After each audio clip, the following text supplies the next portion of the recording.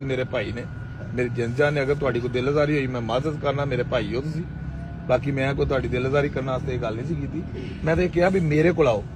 मेरे नाल कारोबार करो मशवरा दिता अपने बच्चों च रहो इत्थे अपने बच्चों च रहो भैन भरावां च रहो बाहर जाके प्रदेश च धक्के खांदे हो फिर बचदा कुछ नहीं ते जे तुसीं 50,000 ही बचाना है बाहर जाके तो 50 लाख ते मैं 2 लाख रुपया महीना तुहानूं दे देना इत्थे आ जाओ जेड़ा ओवरसीज पाकिस्तानी इत्थे आवे इंशाअल्लाह अल्लाह दे हुक्म नाल ओहदा 2 ਤੋਂ 3 ਲੱਖ ਰੁਪਇਆ ਮਹੀਨਾ ਕਮਾ ਸਕਦਾ ਅੱਲਾਹ ਤੋਂ ਕਰਨਾ ਆਰਾਮ ਦੇ ਨਾਲ ਇੱਥੇ ਗੱਡੀਆਂ ਵੀ ਵਾਧੂ ਨੇ ਤੇ ਗਾਹਕ ਵੀ ਵਾਧੂ ਨੇ ਬਸ ਵੇਚਣੀ ਹੈ ਬਸ ਦੋਵਾਂ ਦਾ ਮਿਲਾਪ ਹੀ ਕਰਾਣਾ ਹੈ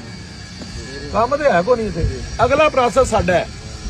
ਸਿਰਫ ਤੁਸੀਂ ਸੌਦਾ ਗਾਹਕ ਕਰਾਉਂਦੇ ਇਹ ਡੀਲਰ ਕਰਾਉਂਦੇ ਨੇ ਸਾਡਾ ਅਗਲਾ ਪ੍ਰੋਸੈਸ ਸਾਡਾ ਸ਼ੁਰੂ ਹੋ ਜਾਂਦਾ ਇੰਸਪੈਕਸ਼ਨ ਕਰਨੀ ਕਾਗਜ਼ਾਤ ਚੈੱਕ ਕਰਨੇ ਬਾਇਓਮੈਟ੍ਰਿਕ ਕਰਾਣੀ ਉਹ ਸਾਰਾ ਪ੍ਰੋਸੈਸ ਸਾਡਾ ਹੈ ਕਸਟਮਰ ਸਾਡੇ ਕੋਲ ਗੱਡੀ ਆਪ ਹੀ ਲੈਂਦਾ ਇੱਥੇ ਕੋਈ ਮੁਸ਼ਕਲ ਨਹੀਂ ਗੱਡੀ ਵੇਚਣੀ ਜਿਹਨੂੰ ਨਹੀਂ ਵੀ ਗੱਡੀ ਦੇਖਣੀ ਆਉਂਦੀ ਉਹ ਵੀ ਇੱਥੇ ਗੱਡੀ ਵੇਚ ਸਕਦਾ ਬਾਕੀ ਮੇਰੇ ਤੁਸੀਂ ਭਾਈ ਹੋ ਮੇਰੀ ਜਿੰਦ ਜਾਨ ਹੋ ਮੈਂ ਤਾਂ ਤੁਹਾਡੀਆਂ 24 ਘੰਟੇ ਤਾਰੀਫਾਂ ਹੀ ਕਰਨਾ ਤੇ ਤੁਸੀਂ ਮੇਰੇ ਖਿਲਾਫ ਜਨਾਬ ਵੀਡੀਓ ਲਾ ਰਹੇ ਹੋ ਤੇ ਵਿਊ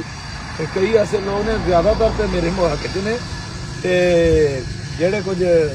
ਥੋੜੇ ਨਾਰਾਜ਼ ਨੇ ਦੇਖੋ